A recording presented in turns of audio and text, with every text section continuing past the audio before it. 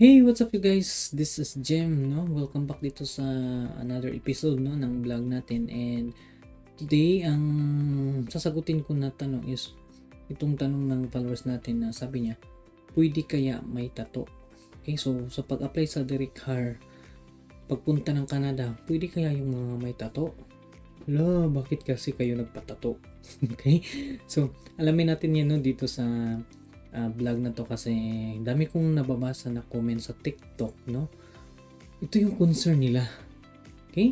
And kasalanan nyo yan, bakit kayo nagpatato?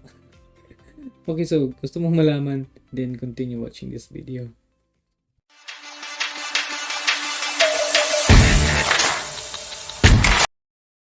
Okay, welcome back, no, dito sa another episode natin, no? And kung first time mo pa akong napanood dito sa YouTube, my name is Jem, and dito sa DIY Canada, tinuturo ko kung paano kayo makapag-apply ng direct hire sa Canada na hindi nadaan ng agency at hindi gumastos ng malaki. Okay? And meron akong yung YouTube channel which is itong DIY Canada, and meron din tayong Facebook at meron din tayong TikTok. So, kung alin yung social media na ginagamit niyo, just follow, no, sa mga social media account natin kasi para ma-update kayo kung ano yung mga kailangan yung malaman pagdating sa direct hire. Okay? So, ang tanong, pwede kaya may tato? Okay? This is the common questions na babasa ko sa TikTok. Okay? Concern kasi nila is, pwede kaya sila makapagtrabaho dito sa Canada kahit may tato? Lalo na yung tato na visible. Okay? This is the common questions and bigyan ko kayo ng idea, no, kasi marami sa atin na mga kababayan na sa Pilipinas pa lang dati, may patakaran kasi dati sa Pilipinas na pag may tato, mahirap makatrabaho o kaya may hikaw, may butas yung tenga sa mga lalaki, mahirap makapagtrabaho. So, dalang-dala natin yan, yung takot na yan, no, pagdating dito sa Canada. And yung iba, natatakot baka hindi matanggap, no, baka hindi makapagtrabaho sa Canada. But, bigyan ko kayo ng sagot sa tanong na yan. Okay? Okay lang po yung may tato. The answer is yes kasi unang-una walang discrimination dito sa Canada. Managers, supervisors, meron silang mga tato. Okay? Yung supervisor namin dati sa Nova Scotia may tato, yung manager merong tato. Okay? Dito yung supervisor namin meron ding tato. Ang mga katrabaho namin meron din silang tato. Okay?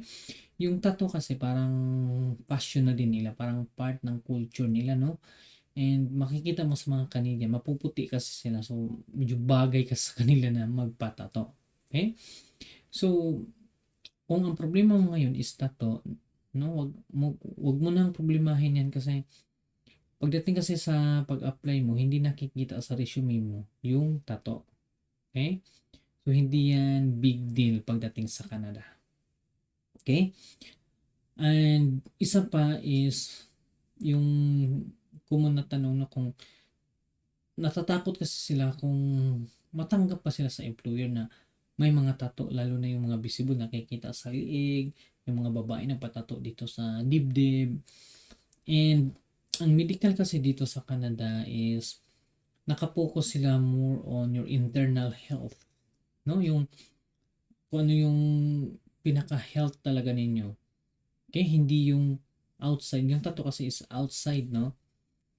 So, nakapokus ang physician ng Canada is about sa mga malubhang sakit like yung nakakahawa, like for example, no, yung mga TB or yung mga yung sa AIDS, mga ganun na klaseng sakit, no? So, I think ang tattoo hindi yan nag-contribute, no, sa health ninyo. As long as good health kayo, walang problema yan. Okay? So, hindi nyo problemahin yung tattoo kasi yung tattoo, ano lang yan, parang art sa kanila yon. And hindi yan big deal dito kahit ano ka pa dito, kahit nabalot pa yung buo mong katawan sa tattoo. Okay? Actually, pag nakita ka kasi na may tattoo, like yung kasama ko dito may tattoo, no, na ano siya, Mexicana siya, may tattoo siya and nagugustuhan siya, parang makita kasi nila ng tao na may tattoo, parang ano nila, friendly sa kanila. Okay? So, kayo, may mga tattoo, huwag kayong mag-alala. Makapagtrabaho kayo dito kahit sa Tim Hortons, sa kitchen helper, truck driver, forklift operator, no, factory worker, fish plant worker. Walang problema yung tattoo. Actually, mahal ang magpatato dito, no? Ah, $100 per hour, so mga nasa 4,000 sa piso. Okay? So, Canadian loves tattoo. Okay? Gustong-gusto nila yan. And tayo mga Pilipino, natatakot tayo pagdating sa trabaho kasi nga yung pag-iisip natin nasa Pilipinas pa, no? Yung mga patakaran dati sa Pilipinas na hindi tatanggapin yung may tattoo, tapos yung may butas ang hindi pwede. Pagdating sa Canada, wala yan. Okay? Wala yan. Kaya huwag kayong problema pagdating sa tattoo kasi yung tattoo is maliit lang na bagay para sa kanila. Hindi yan big deal dito. Okay? So, I hope this short video na nakatulong sa inyo, nakapagbigay informasyon sa inyo kasi ang dami kong nababasa na, sir, pwede kaya yung may tattoo? Sir, may tattoo kasi ako, mag-apply sana ako ng Canada. Takot ako baka hindi ako matanggap. Okay? So, kayo matakot kasi yan, legal yan dito at okay lang yan sa kanila. Okay? So, ngayon, since napag-usapan natin yung tattoo, bala ko din kasing magpatato. Since mag-apply na kasi ako ng PR, so after ng PR, magpatato ako. Na ngayon, hihingiin ko sa inyo yung idea. Kung kayo ang mag-decide, ikaw nanonood ngayon, kung gusto akong magpatato, ano yung magandang tattoo na bagay sa akin at saang banda sa katawan ko na ipalagay yung tattoo na yun. Okay? Mag-comment ka dito sa baba kasi sa lahat ng mag-comment, basahin ko yung comment niyo and if meron akong magustuhan na comment, mananalo kayo ng cash. Okay? Mananalo kayo ng cash. Totoo yun.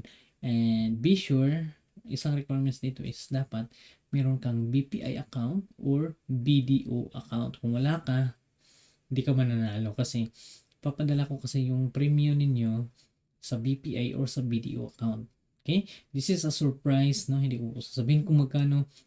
Basta magustuhan ko yung comment saan banda and let's say mag-suggest ka ng tattoo na Chinese characters, bigyan mo ko ng meaning. Anong meaning nun? Okay? So, I hope na mag-cooperate ka dito, no? Kasi this is lang, parang katuwaan natin, no? Pasalamat ko sa inyo sa mga idea ninyo. Okay? Pahalagahan ko yung idea ninyo kasi one idea can change our life, diba? So, malay nyo, no? Yung idea mo, magustuhan ko, tas manalo ka ng cash. Okay? So again, this is Jem. Thanks for watching and don't forget to comment, no? Kasi babasahin ko yun every comment para manalo ka ng cash.